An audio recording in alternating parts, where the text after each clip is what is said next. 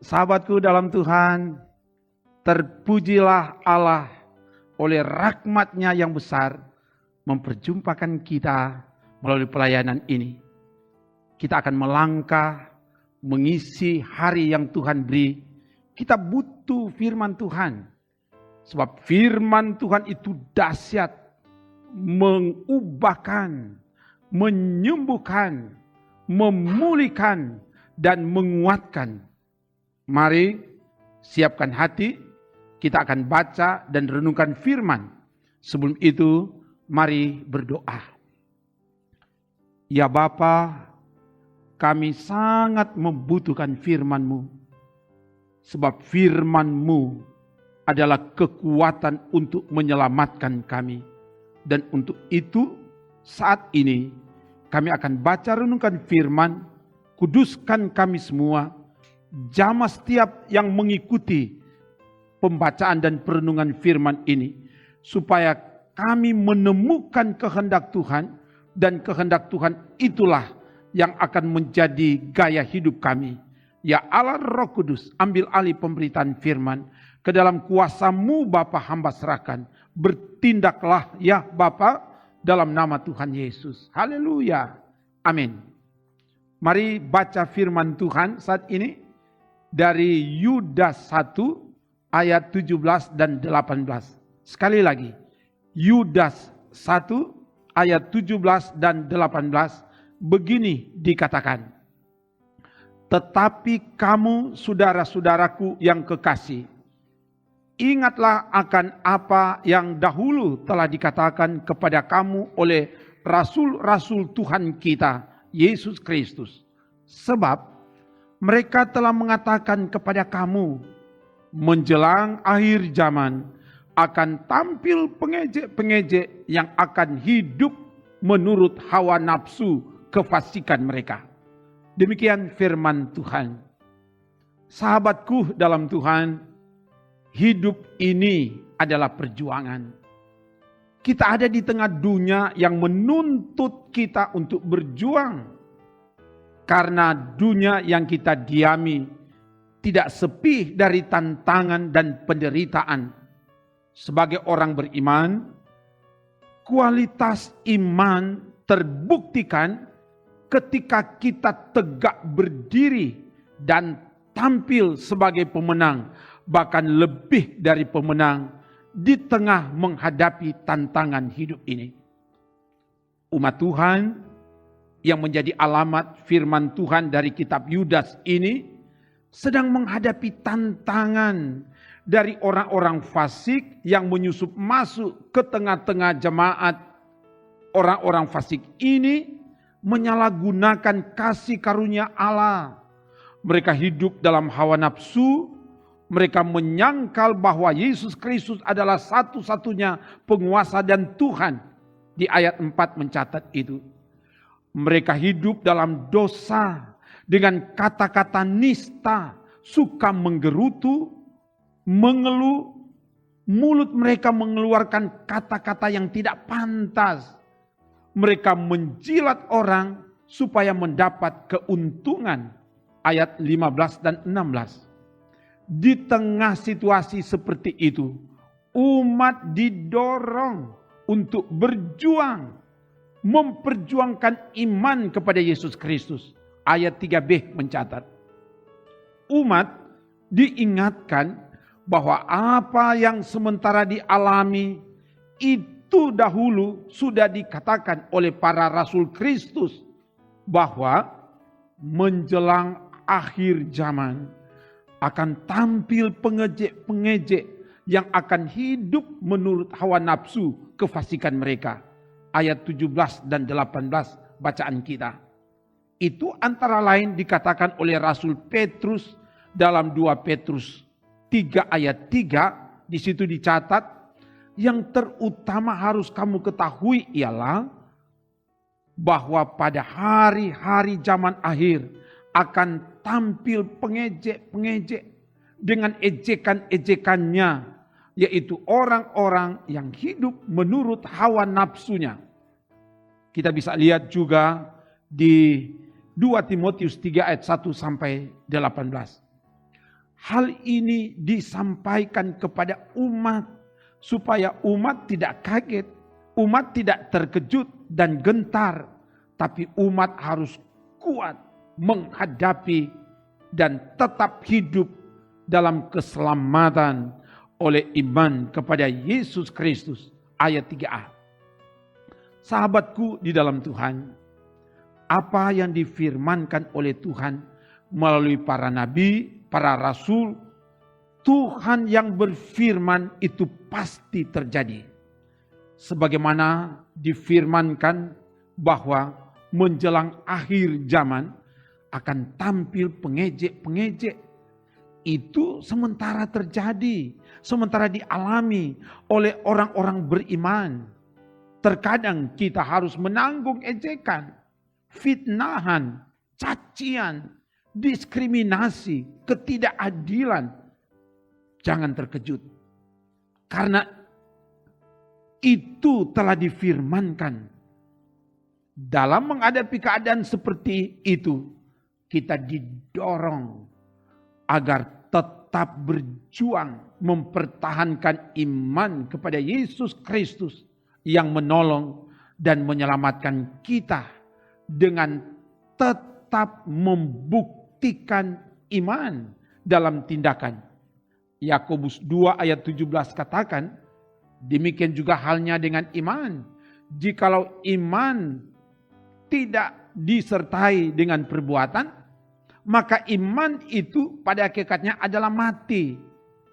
Iman pada Kristus itu nyata dalam tindakan melakukan kebenaran, keadilan, kejujuran, kebaikan, tetap setia dalam iman kepada Yesus Kristus walau diejek, difitnah, dicaci maki, diperlakukan tidak adil, disalahkan walau kita benar.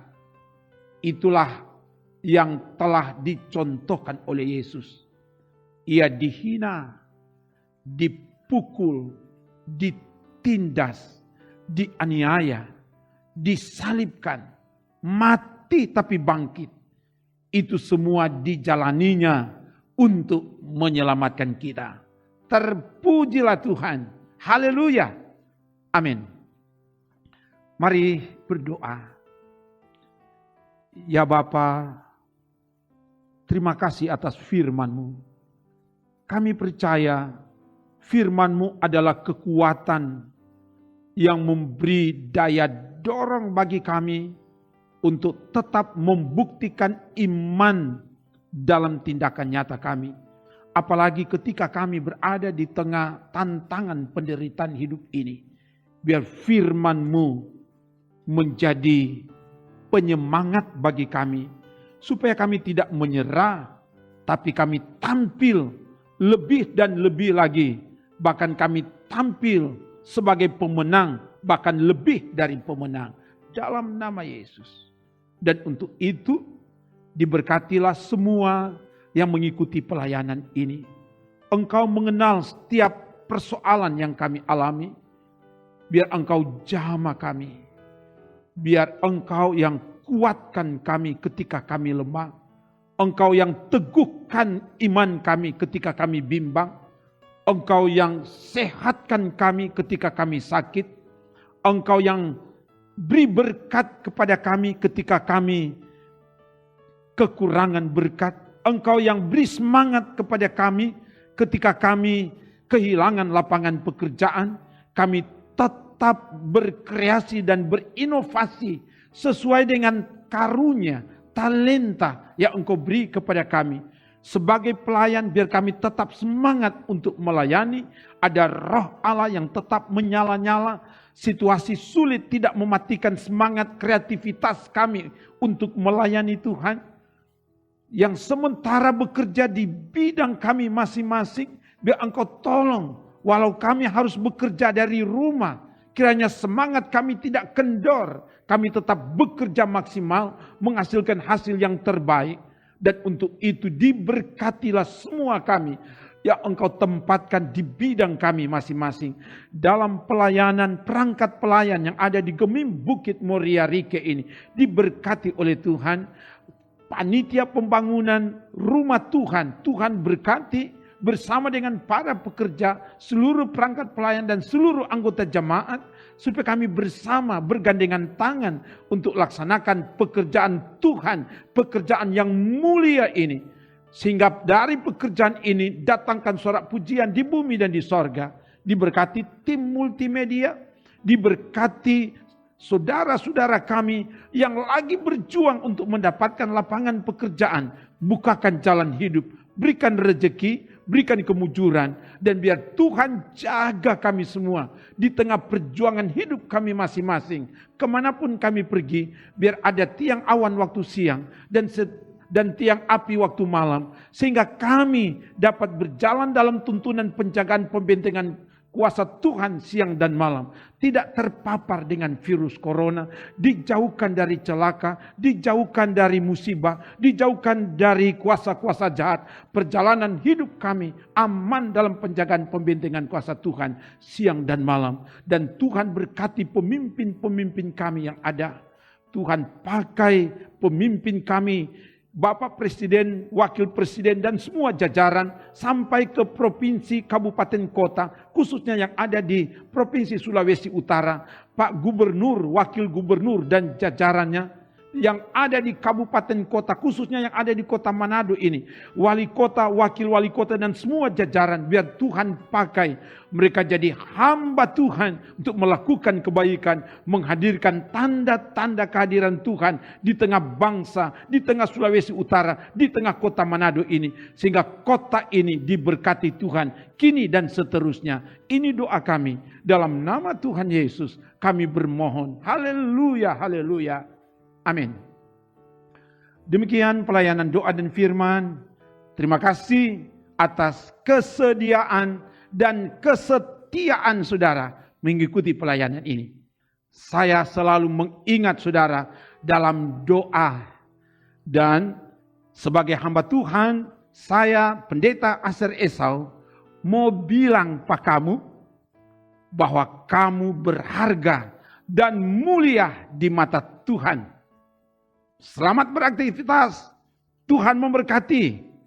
Ikut terus pelayanan ini nih. Shalom. Salam sehat. Tetap sehat. Jaga iman. Jaga imun. So pasti aman. Sebab Tuhan menjaga dan menyelamatkanmu. Trims.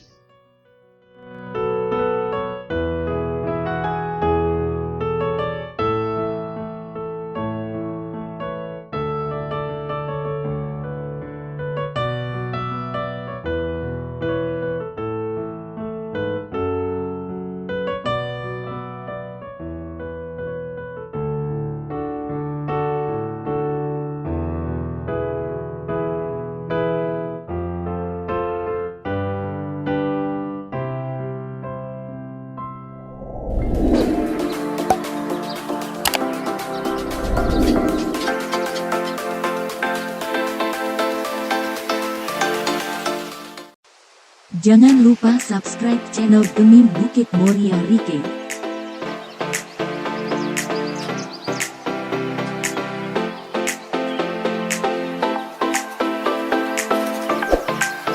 Dan nyalakan lonceng di samping kanan untuk memperoleh info terbaru mengenai ibadah-ibadah yang dilaksanakan.